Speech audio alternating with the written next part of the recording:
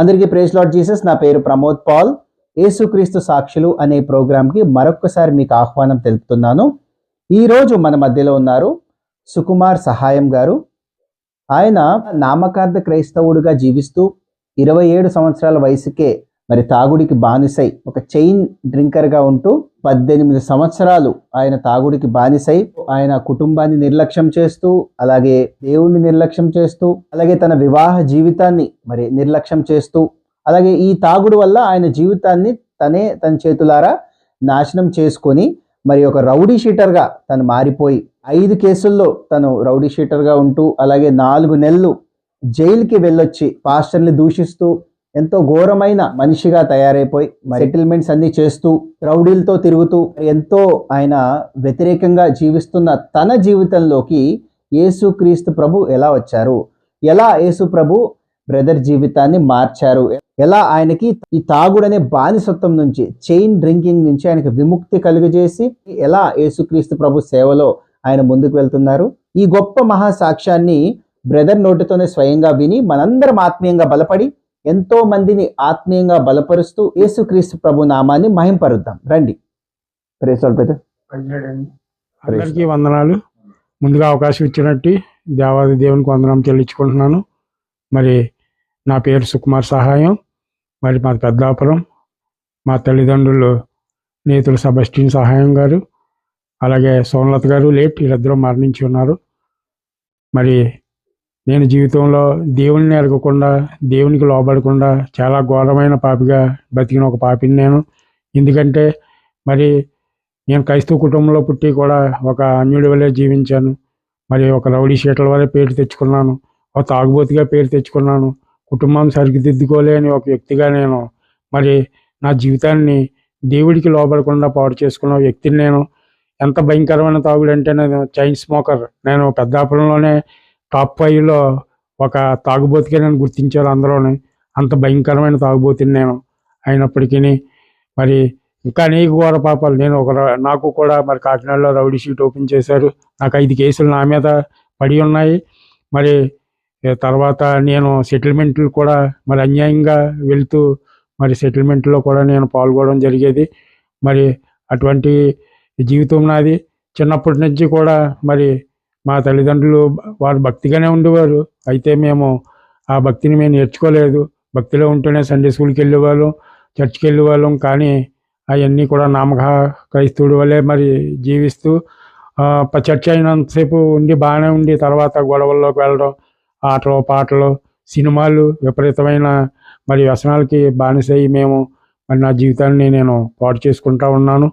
మరి ఇంకా అనేకమైన గొడవల్లో మరి ముఖ్యంగా ప్రతి గొడవలోకి కూడా లేకపోయినా సరే వెళ్ళి, మాకు సంబంధం లేకపోయిన గొడవలో కూడా వెళ్ళి తాగి మరి వాళ్ళు చాలామందిని నేను చాలా బాధపరిచాను. మరి దాని నిమిత్తంగా నా మీద 5 కేసులు మరి నా మీద బనాయించబడ్డాయి. అనేక మందికి నేను ద్రోహం చేశాను, అనేక మంది నేను మోసం చేశాను. మరి అయినప్పటికీ మరి దేవుడు నన్ను తన కృపతో మరి మీ ముందు సాక్షిగా ఎలా నిల్చోబెట్టాడు. అయినప్పటికీ మరి కూడా దేవుడు ఎన్ని పాపాలు చేసినా సరే మరి నన్ను క్షమించాడంటే దానికి దేవుడికి ఒక అర్థం ఉంది. దానికి నేను చెప్తాను. నా సాక్షి జీవితంలో నేను ముందు ఎలా మానాను, నా జీవితం నుంచి ప్రతి ఒక్క పాపాన్ని నేను ఎలా విడిచిపెట్టగలిగానో, దేవుడు నాతో ఏం మాట్లాడాడో అనేది నేను మీకు తెలియచేయలేక మరి నేను చాలా ఇష్టపడుతున్నాను. జైలు నుంచి కూడా 4 ఎట్ ఎ టైం నాకు 3 కేసుల నుంచి దేవుడు అద్భుతమైన మరి ఆ కేసు డిస్మిస్ చేయడం జరిగింది. మరి ఆ కేసు నుంచి కొట్టివేసి దేవుడు అద్భుత రీతిగా 4 నెలలు, ఒక నెల కాదు, 2 నెలలు కాదు, 3 నెలలు కాదు, 4 నెలలు నేను ప్రెజెంట్ కస్టడీలో ఉండి మరి 4 నెలలు జైలు జీవితాన్ని అనుభవించాను.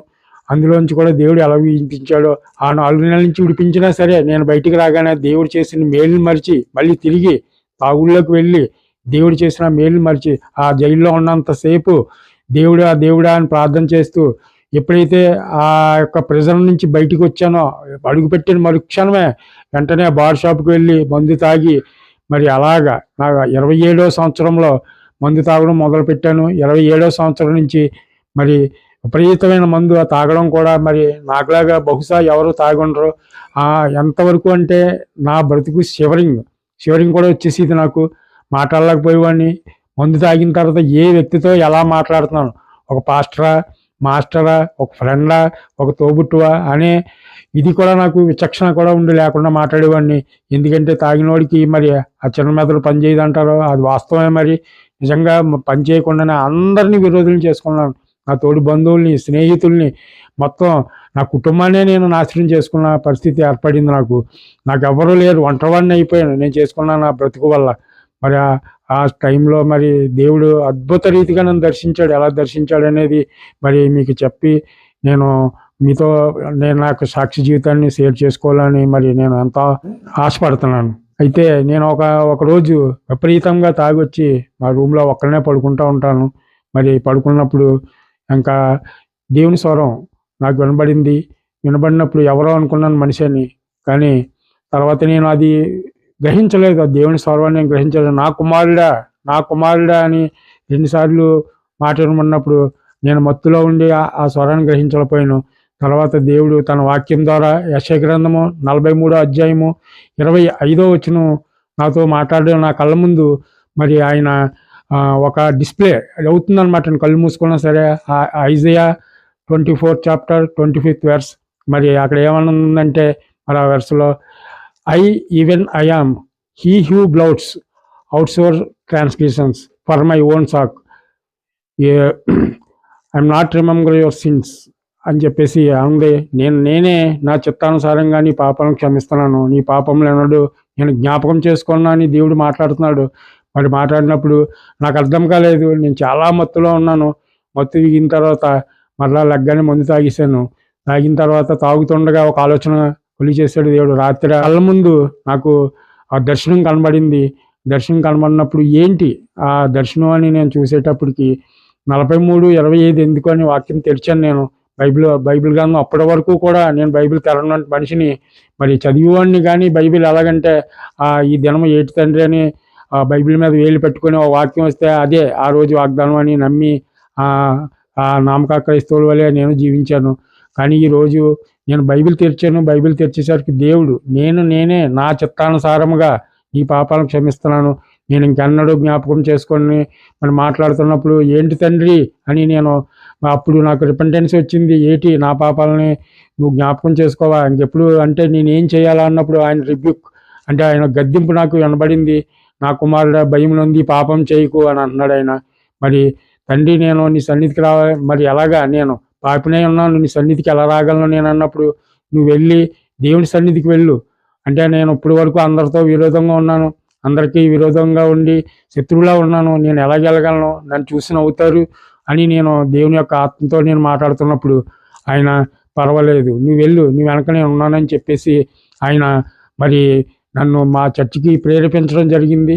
అయితే అంతకుముందే మరి దేవుడు నన్ను అడిగిన క్వశ్చన్లు ఏంటంటే how long are you going to stay drunk, how long are you love delusions, how long అని చెప్పి ఎంతకాలమో అని దేవుడు నన్ను అడుగుతుంటే how long turn my glory into shame, ఎంతకాలం నా గౌరవం అగౌరవంగా మారుస్తావు అని దేవుడు నన్ను అడిగినప్పుడు నేను చెప్పిన సమాధానం నా దగ్గర ఏమీ లేదు. తండ్రి నువ్వేనా నన్ను అడుగుతుందంటే ముందు చక్కని వాక్యంతో మాట్లాడిన ఆ దేవుడు తర్వాత నన్ను గద్దింపు, ఎంతకాలం తాగుతావు, ఎంతకాలం నా గౌరవాన్ని అగౌరవంగా మారుస్తావు, ఎంతకాలం వ్యర్థమైన వాటిని ప్రేమిస్తావు, రా నేను నేను పిలుస్తున్నాను, ఇదే నీకు లాస్ట్ అండ్ ఫైనల్ ఛాన్స్, ఇది నా మాట నమ్మి నువ్వు భయపడి నా యొద్దకు వస్తే నువ్వు రక్షించబడతావు, లేదా నేను ఇంకా ఇదే లాస్ట్ అండ్ ఫైనల్ అని చెప్పి దేవుని యొక్క దర్శనం ద్వారా నాకు తెలియబడినప్పుడు నాకు నిజమైన భయం కలిగింది. అప్పటి వరకు భయం అంటే తెలియదు, నాకు నిజమే ఈ దేవుడే నాతో మాట్లాడాడని ఒక రకమైన వణుకు భయము అన్నమాట అండి. అది ఏంటంటే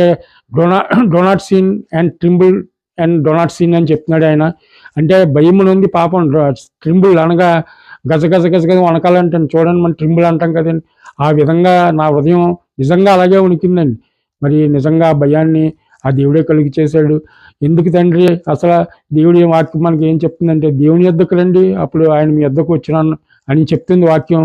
కానీ ఆ దేవుడు ముందుగా నేను దేవుని యొద్దకు వెళ్ళలేదు, కానీ ఆ దేవుడు ఆ కృపగల దేవుడు మరి నన్ను వెతుక్కుంటూ నా దగ్గరికి వచ్చాడు.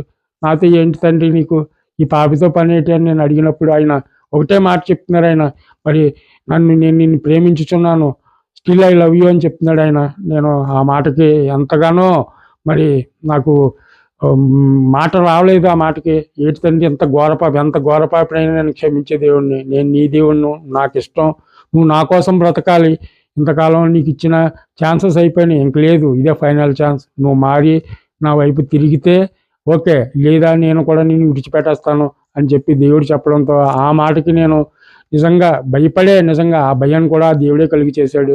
Come near to God and he will come near to you. దేవుని యొద్దకు రండి, అప్పుడు ఆయన మీ యొద్దకు వచ్చిన అంటున్నారు. కానీ నా దేవుడు అలా చేయలేదు. నన్ను ప్రేమించి ముందు దేవుడు నా దగ్గరికి వచ్చి తర్వాత నేను దేవుడికి రాగల శక్తిని, ఆ బలాన్ని నాకు దేవుడు ప్రసాదించాడు. నేను చర్చికి వెళ్ళడం మొదలుపెట్టాను. వెళ్ళిన తర్వాత అందరూ విచిత్రంగా చూడడమే, ఏంటి ఈ తాగుబోతోడు చర్చికి వచ్చాడు, ఇది ఎంతకాలం, ఇది 6 నెలలు, 3 నెలల, 4 నెలల అని అన్నట్టుగా మరి జనాల్లో మరి ఉంటుంది కదండి. నేను చేసిన తప్పు వల్ల, నేను చేసిన ఎంతో పాపం వల్ల మరి వాళ్ళు నమ్మలేరు ఎవరు కూడా. కొంత వ్యవధి పడుతుంది. దేవుడు అన్నాడు, ఎవరు ఏమనుకున్నా నీకు అనవసరం, నీ పని నువ్వు చేసుకొని వెళ్ళు, నేను ఏం చెప్తానో అది చెయ్యి, నువ్వు ఒకరు నిన్ను బ్యాడ్గా అనుకుంటారా గుడ్గా అనుకుంటారా ఇవన్నీ వదిలే, నేను చెప్పిన పని నువ్వు చెయ్యి, నేను చెప్పిన పని చేయడమే నీ పని అని చెప్పినప్పుడు అలాగే అని మరి నేను కూడా వెళ్ళడం జరిగింది చర్చికి. కాలక్రమేణా అలా వెళ్తూ ఉంటే మరి దేవుడు తన వాక్యంతో మాట్లాడుతూ మరి నన్ను మార్చి చాలా చక్కనైన జీవితాన్ని నాకు ఇచ్చాడు. ఇంకా ఏంటంటే మరి అటువంటి టైంలోనే మరి నేను మంచి ఫెలోషిప్ కోసం ఎదురు చూస్తున్నాను. చర్చికి వెళ్తూ ఉండేవాడిని, కానీ ఇంకా మరి సరైన ఫెలోషిప్, నన్ను సక్రమైన మార్గంలో నాకు శక్తిని సరిపోవటం లేదు. చర్చికి వెళ్తున్నాను శుక్రవారం ఆదివారం అని, మరి అయినప్పటికీ ఆ శక్తి సరిపోక తండ్రి నాకు పరిశుద్ధాత్మ కలిగిన ఒక మంచి ఫెలోషిప్ నాకు దయచేయమని నేను ప్రార్థన చేస్తున్నాను. 7 నెలలకి మరి సునద్ మాస్టర్ గారని మా మాస్టర్ గారు, మరి ఆయన దగ్గరికి మా వదిన గారి ద్వారా, అంటే మా వదిన గారి దగ్గరికి వెళ్ళాను నేను సాక్ష్యం చెప్దామని. ఆవిడ కూడా నేను తాగుబోతున్నాను కూడా నాతో ఏయో మాట్లాడేస్తుంది. చాలా కోపంగా, మీ ఇలాంటి తాగుబోతులకి ఎప్పుడు మార్పు వస్తుంది అన్నప్పుడు నేను తాగడం మానేసి 6 నెలలు అయింది, మరి నీకు తెలిసే విషయం అంటే, అయ్యో నాకు తెలీదు, నన్ను క్షమించని. ఆ బిడ్డ మరి నేను ఎందుకు వచ్చానో తెలుసా, నా సాక్షి జీవితాన్ని నీతో నేను పంచుకోవడానికి వచ్చాను, నా దేవుడు ఎలా మార్చాడు అని చెప్పుకోవడానికి వచ్చాను నేను. అయినప్పటికీ మరి నువ్వు నన్ను ఎలా తిట్టావు, అయినా నేను బాధపడను, నా దేవుడు క్షమించమని చెప్తున్నాను నిన్ను అన్నప్పుడు, సరే ఎందుకు వచ్చావు అని అడిగినప్పుడు, మరి సరే ఫెలోషిప్ నాకు అందటం లేదు, వాక్య భాగం సరిపోవటం లేదు, నా జీవితానికి శుక్రవారం ఆదివారం మాత్రమే, మిగతా రోజుల్లో మరి చాలా టైం నేను ఒక 18 సంవత్సరాల టైంని నేను వ్యర్థం చేసుకున్నాను. సమయం పోనీక సద్వినియోగం చేసుకోమని దేవుడు చెప్తున్నాడు. వర్షిప్ చక్కనే పరిశుద్ధాత్మ నడిపింపున్న వర్షిప్ ఎక్కడ ఉంటుందో చెప్తూ వస్తానన్నప్పుడు నేను ప్రతి మంగళవారం ఆదివారం సాయంత్రం కూడా వర్షిప్ ఉంటుంది. ఆదివారం కామన్గా మీ చర్చికి వెళ్ళొచ్చు.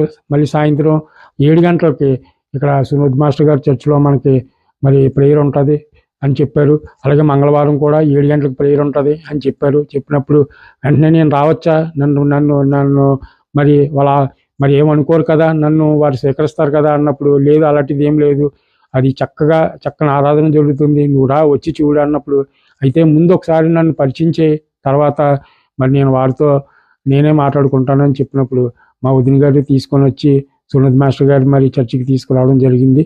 మరి సునద్ మాస్టర్ గారు చర్చికి వచ్చిన తర్వాత ఆయన రాగానే కూడా లేపి ప్రోత్సహించి నన్ను, మరి సుకుమార్ మన చర్చికి మొట్టమొదటిగా వచ్చారు, లెగిసి అందరూ టపట్లో క్లాప్స్ కొట్టండి అని ఆయన అందరితో క్లాప్ కొట్టించి నాకు బైబిల్ని కాలేజ్గా అందచేశారు. మరి నేను ఎంతో ఆనందపడిపోయాను అనమాట నా విషయంలో. ఏంటి ఇంత ప్రోత్సాహమా, ఇంత ఎంకరేజా అని ప్రోత్సహించి అప్పటి నుంచి నేను మరి సునద్ మాస్టర్ గారు చర్చి రావడం మొదలెట్టాను. ఆత్మీయ స్థితి ఎదిగింది. ఎందుకంటే నేను ఆదివారం చర్చికి వెళ్తున్నాను, ఆదివారం 2 వర్షిప్లకు వెళ్తున్నాను, మరి శుక్రవారం వర్షిప్ ఉంది, మంగళవారం ఉంది. అలాగే సునద్ మాస్టర్ గారిని కలిసిన తర్వాత ప్రతి ప్రార్థనలో ఆయన కూడా తీసుకువెళ్ళడం, నన్ను బలపరచడం, మరి దేవుడు ఆయన ద్వారా నన్ను చాలా వరకు బలపరిచి మంచి గురువుగా నాకు మరి సునద్ మాస్టర్ గారు నాకు మరి దేవుడు ఇచ్చాడని ఒక విధంగా చెప్పాలా. అందరికీ గురువు మరి ఆ యేసుక్రీస్తు అయితే మరి లోక గురువుగా, మరి యేసుక్రీస్తు తర్వాత ఎవరంటే మై బిలవ్డ్ మెంటర్ మరి సునద్ మాస్టర్ గారిని నేను చాలా మరి దేవుడు నా పట్ల మరి ఆయన ద్వారా నన్ను చాలా బలపరిచారు, ఇప్పటికీ బలపరుస్తున్నారు. నా సాక్షి జీవితంలో మరి దేవుడు చేసిన ఈ యొక్క గొప్ప కార్యాలు 1 కాదు 2 కాదు, అనేకమైన గొప్ప కార్యాలు దేవుడు అనుదినము ఆయనకు లోబడి ఉండడం వల్ల మనం చాలా దేవుని ఆత్మ నాతో మాట్లాడుతూ ఉంటుంది. ఇప్పటికీ కూడా నువ్వేం చేయాలా అంటే నేను ప్రార్థన చేసుకుంటూ ఉంటాను. ప్రతిదీ కూడా నా సొంత ఆలోచన పక్కన పెట్టి మరి నా భార్యతో కూడా నేను సమాధానం లేకుండా పరిస్థితుల్లో, ప్రభువా నా భార్యతో నాకు సమాధానం దయచేయని ప్రార్థన చేశాను. మరి నీ సాక్షి జీవితంలో నేను కొనసాగాలంటే మరి భార్యతోనూ అందరితోనూ సమాధానంగా ఉండి మరి నేనేం పోగొట్టుకున్నానో మళ్ళీ తిరిగి అవన్నీ కూడా మరి నేను పొందుకోవాలి తండ్రి అన్నప్పుడు దేవుడు ఒకే వాగ్దానం ఇచ్చాడు. మరి నీవు చీడపురుగులు తిరిగేసిన పంటను ఆ యొక్క తిరిగి ఎన్ని సంవత్సరాలు అయితే నేను తినివేసిన పంటను తిరిగి నీకు ఇస్తానని దేవుడు వాగ్దానం ఇచ్చాడు. తిరిగి యెరూషలేము కట్టడం ఎలా అయితే కట్టబడుతుందో అలాగే నీ జీవితాన్ని రీబిల్డ్ చేసి నీ జీవితాన్ని ఇస్తానని దేవుడు గొప్ప వాగ్దానం ద్వారా నాతో వాక్యం ద్వారా మాట్లాడాడు. ఎందుకంటే ఆయన చేసిన వాగ్దానం నమ్మదగిన దేవుడు మనకి. నేను అదైతే బిలీవ్ అవుతున్నాను. అది 1 సంవత్సరం అవుతుంది, 2 సంవత్సరాలు అవుతుంది అన్నాను. దేవుని యొక్క వాగ్దానం నమ్మినప్పుడు అది కొన్ని సంవత్సరాలు పట్టొచ్చు, కొన్ని తక్షణమే పట్టొచ్చు. ఎందుకంటే సిలువలో ఉన్న దొంగకు తను ఇచ్చిన వాగ్దానము ఒక రోజులోనే ఆ క్షణమే నెరవేరింది. మరి యెహోషువకి ఇస్తే మరి ఎంతో కాలం పట్టింది. కాలేబుకి అయితే 40 సంవత్సరాలు, అబ్రహాం గారికి అయితే 25 సంవత్సరాలు. మరి అలాగే నా జీవితంలో ఎన్ని సంవత్సరాలు మరి దేవుని మీద విశ్వాసించి నేను మరి నా జీవితాన్ని కొనసాగిస్తున్నాను. మరి యొక్క సేవా జీవితంలో నేను కొనసాగాలంటే మరి ఎంతైనా మరి తోడు ఉండాలా. తోడు అనేది చాలా అవసరం. ఎందుకంటే మనం సేవా జీవితంలో కొనసాగాలంటే స్పాట్లెస్, బ్లేమ్లెస్గా ఉండాలా. మన నిందారహితులుగా ఉండాలా. మచ్చ లేనివారుగా, డాగు లేనివారుగా ఉండాలని మరి దేవుని వాక్యం మనకు బోధిస్తుంది. అయినప్పటికీ నేను నా సాధ్యమైనంత వరకు కూడా అందరితో సమాధానంగా ఉండాలని, ఈ యొక్క జీవితాన్ని నేను ఇలా కొనసాగించాలని కోరుకుంటున్నాను. మీ అందరూ కూడా నా కొరకు ప్రార్థన చేయండి. ఇంకా నేను ఈ యొక్క సేవా జీవితంలో కొనసాగించాలా. ఇప్పుడు సాక్షి జీవితం కొనసాగిస్తున్నాను. ఈ సాక్షి జీవితంలో మరి మోషే నా ఇల్లు అంతటా నమ్మకస్తులని దేవుని వాక్యం మనకు బోధిస్తుంది. ప్రభువా, అటువంటి నమ్మకాన్ని నాకు దయచేయండి తండ్రి అని నేను ప్రార్థన చేస్తున్నాను. అయితే మరి దేవుడు అలాగే దావీదు వలె నేను ఉదయానుసారి నేను చిత్తానుసారం కావాలని ప్రార్థన చేయండి.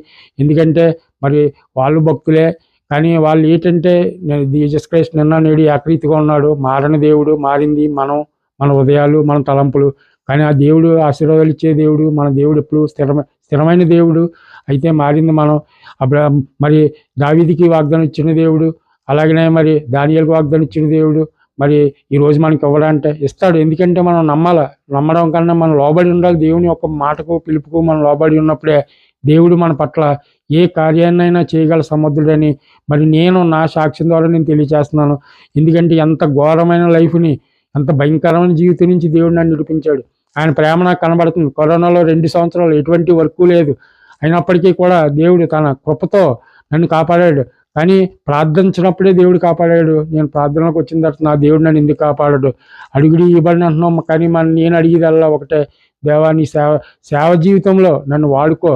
నీకు ఎంతవరకు నేను వాడబడతాను అంతవరకు, కానీ నమ్మకంగా ఉండాలి. నా మరణం వరకు కూడా నమ్మకంగా ఉండి నువ్వు ఇచ్చే ఆ జీవ కిరీటాన్ని పొందుకోవాలని ఎంత ఆశగానే ఉన్నాను తండ్రి. ఆ విధంగా నన్ను, నా హృదయాన్ని దేవుడు మరి మార్చగలిగాడు. ఎప్పుడు మార్చగలిగాడంటే నేను దేవుని వైపు తిరిగినప్పుడు నాకు ఈ మార్పు కలిగింది. దేవునికి లోబడి ఉన్నప్పుడు ఈ మార్పు కలిగింది నాలో. మరి నా అంతటా నాకు ప్రతిదీ కూడా ఈవేళ ఒక వాక్యం చదవాలన్నా, చెయ్యాలన్నా దేవుని యొక్క ఆత్మతోనే మాట్లాడతాడు. ఈవేళ నేను ఏం పని చేయాలన్నా దేవుని వాక్యం చదివి ఈవేళ అన్నప్పుడు నేను వాక్యం తీసేలోపే దేవుడు ఒక వాక్యం చూపిస్తుంటాడు. అనేకమైన మర్మాలు నాతో అనుదినము మాట్లాడుతున్నాడు దేవుడు. అంటే ఒకప్పుడు నేను ప్రార్థన 20 నిమిషాలే చేసేవాడిని. కానీ ఈ ప్రార్థనని ఈ రోజు నేను ఒక 3 గంటలు ప్రార్థన చేయగల శక్తిని మోకాలు వేసి దేవుడు నాకు ఇచ్చాడు. అనుదినము అలాగే తెల్లవారుజామున లేచి 3 గంటల నుంచి మరి ప్రార్థన చేసే శక్తిని కూడా దేవుడు 2025 సంవత్సరంలో కలిగించాడు. నేను ఎల్లవేళలా కూడా మీరు నా గురించి దేవునిలో స్థిరంగా ఉండాలని, ఆయన కొరకు నేను సేవలు చేయాలని, నా సేవా జీవితంలో అనేక ఆత్మలు నన్ను నేను రక్షించుకొని అనేకమైన ఆత్మలను రక్షించాలని మరి నా తపన. మరి అలాగే నేను ఏ సబ్జెక్టులకి అయితే వెళ్ళానో ఆ సబ్జెక్టులకి వెళ్ళి స్వార్థ చేయాలని ఒక యాంబిషన్ ఉంది నాకు. మరి ఖచ్చితంగా నేను అక్కడ ఉన్నప్పుడు అనేక మంది బోధకులు వచ్చినప్పుడు నాకు అనిపించింది మరి నేను కూడా వెళ్ళి అలాగా మరి బోధ చెయ్యాలా, స్వార్థ చెయ్యాలా అనే ఆశ అయితే నాకుంది. దానికోసం కూడా మీరందరూ కూడా దేవుడు నా పట్ల ఆ యొక్క కార్యాన్ని నా పట్ల నెరవేర్చాలని ప్రార్థన చేయండి. మరి ముఖ్యంగా గొప్ప స్వార్థికుడిగా నన్ను వాడుకోవాలని ప్రార్థన చేయండి. నా కుటుంబంతో నేను ఆనందంగా ఉండాలని, తిరిగి ఆ పూర్వపానందాన్ని దేవుడు నాకు ఇచ్చేలాగా. అయితే దేవుడు ఎక్కడికి వెళ్ళినా ఆ హానర్ అనేది నాకు ఇస్తూనే ఉన్నాడు. ఎందుకంటే నేను దేవుని కలిగి ఉన్నాను. ఈరోజు ఆ చెడు జీవితం నుంచి, భయంకరమైన జీవితం నుంచి ఆ సాతాను నన్ను ఎంతగానో మరి శోధించేదంటే, నేను మందు తాగిన మొదట్లో నాకు 6 నెలలు 7 నెలల వరకు నిద్ర రాలేదు. ఎందుకంటే ఎప్పుడు లేచినా ఆ సాతాను 2 సైతాలు నా పక్క నుండి పడుకున్నప్పుడు మందు తాగు నేను ఇక్కడ నిద్ర రాదు అంటానే అయ్యి ఒక పక్కన కుడి పక్కన ఒకటి ఎడం పక్కన ఒకటి ఉండేది. ఓ తల ఇలా పెడితే ఈ చెవిలో మాట్లాడేది, ఓ చెవి ఇలా పెడితే తాగు అని నాకు నిద్ర లేకుండా చేస్తే నేను సడన్గా అందరూ కూడా అన్నారు, సడన్గా మందు మానేస్తే నువ్వు ఏమైపోతావు, చచ్చిపోతావు చూసుకో మరి అని చాలా భయపెట్టారు. అయినప్పటికీ దేవుడికి ప్రార్థన చేసుకుంటూ ప్రభువా ఏంటంటే ఇలా చెప్తున్నారు వీళ్ళందరూనే, మరి నా పరిస్థితి ఏంటంటే మరి 6 నెలలు నాకు నిద్ర లేదు, మనిషిని చిక్కిపోతున్నాను, కళ్ళు లోతుగా అయిపోయినాయి, మరి ఏంటి పరిస్థితి అని ఇలాగా ఆలోచించిన టైంలో దేవుడి దగ్గర ఒకటే మొక్కుకున్నాను. ఒకరోజు ప్రభువా నేను ఉపాసనలు ప్రార్థన చేసుకుంటాను, ఈ సైతాన్లు నా ఇంట్లో ఉన్నాయి, ఇంకా ఆ స్పిరిట్ అయిన సైతాన్లు నాలోంచి మరి నా ఇంట్లోంచి పోలేదు, నాలోంచి పోయినప్పటికీ నా ఇంటి చుట్టూ తిరుగుతున్నాయి, అవి ఇంకా నన్ను భ్రమపెడుతూ మరి తాగు అని ఫ్రెండ్స్ ద్వారా మరి ఎన్నో ఆఫర్స్ నాకు రప్పిస్తూ ఉండి, రారా యానం వెళ్ళిపోయి 3 రోజులు తాగుదాం అని వారు ఒకరు, దేవుడికి భయపడడం ఏంటి, దేవుడు చూస్తాడా మన అక్కడికి వెళ్ళిపోయి తాగుదామని వారు ఒకరు. అయినప్పటికీ మనసు ప్రభువా ఏంటి తండ్రి నాకు ఈ శోధన అని నేను చాలా బాధపడుతూ ఉండేవాడిని. తిరిగి మళ్ళీ ఆ పాపాన్ని నేను చూడను అని దేవుని యొద్ద మరి ప్రమాణం చేసుకున్నాను. ప్రభుతో నేను చేసుకున్న ఒకే ప్రమాణం ఏంటంటే మరి తిరిగి ఎప్పుడైతే నేను మందులు ముట్టుకున్నానో నేను నీ దృష్టిలో మరణించినట్లే, దేవుడు నాకైతే చెప్పలేదు కానీ నేను దేవునితో చేసుకున్న నా ఓతింగ్ నా ప్రమాణం అండి అది. ఖచ్చితంగా ఎప్పుడైతే ఆ మందులు ముట్టుకున్నానో తిరిగి ఆ రోజే నేను మరణించినట్లు లెక్క తండ్రి. అంటే నేను అడగలేదు, ఒకసారి నువ్వు చెక్ చేసుకో అని మళ్ళీ దేవుడు ఒక వాగ్దానం నాతో మాట్లాడింది. లేదు నేను ముట్టుకోనంతే, ఇంకా నేను మరణించినా ఇంకా దాని జోలికి వెళ్ళనని మరో ఆలోచించుకొని దేవుడు మరొకసారి మాట్లాడాడు. అయినప్పటికీ దేవుని యొక్క మాటకి లోబడి నేను ముట్టుకొని తండ్రి అని నేను ప్రమాణం చేసుకున్నాను. చేసుకున్న తర్వాత ఒకరోజు నేను ఉపవాసం ఉండి ప్రార్థన చేసిన తర్వాత తండ్రి మరి ఆ దయ్యాలు 2 వెళ్ళిపోవాలని ఉపవాసం ఉండి ప్రార్థన చేసి వచ్చిన తర్వాత మరి నేను ఉపవాస ప్రార్థనకి వెళ్ళి శుక్రవారం మరి వచ్చిన తర్వాత నేను నా ఇంటి తలుపులు ఇలా డోర్ ఓపెన్ చేసిన ఒక వెలుగుతో ప్రకాశవంతంగా నిలిగిపోయి ఉంది నా ఇల్లు అంతా. అలా చూసినప్పుడు నేను చూసిన ఇల్లు కన్నా కొత్త ఇల్లు కనబడుతుంది నాలో. నాకు ఏంటి ఎంత ప్రకాశవంతంగా ఉంది, బల్బులు అయ్యే బల్బులు అదే కాంతి పూర్వకాలంలో ఏంటి అన్నప్పుడు దేవుని ప్రార్థన చేసుకున్నాను, నీకు దయ్యాలు నీ నుంచి వెళ్ళిపోయినాయి, ఎందుకంటే ఇది ఉపవాస ప్రార్థన ద్వారా సాధ్యమైంది అని దేవుడు ఒక మత్తయి సువార్త ఒక వాక్యం ద్వారా మాట్లాడినప్పుడు నేను చాలా ఆనందపడ్డాను. అయితే కొన్ని నెలలు అయింది, కొన్ని నెలల సంవత్సరం అయింది. సంవత్సరం అయిన తర్వాత నేను ఎందుకో నిద్ర పట్టగా వంటగదిలోకి వెళ్ళాను. వంటగదిలోకి వెళ్ళిన తర్వాత ఒక బాక్స్లా ఉంటుంది, ఆ బాక్స్లో చేయి పెట్టిన తర్వాత నాకు మందు సీసా దొరికిందండి.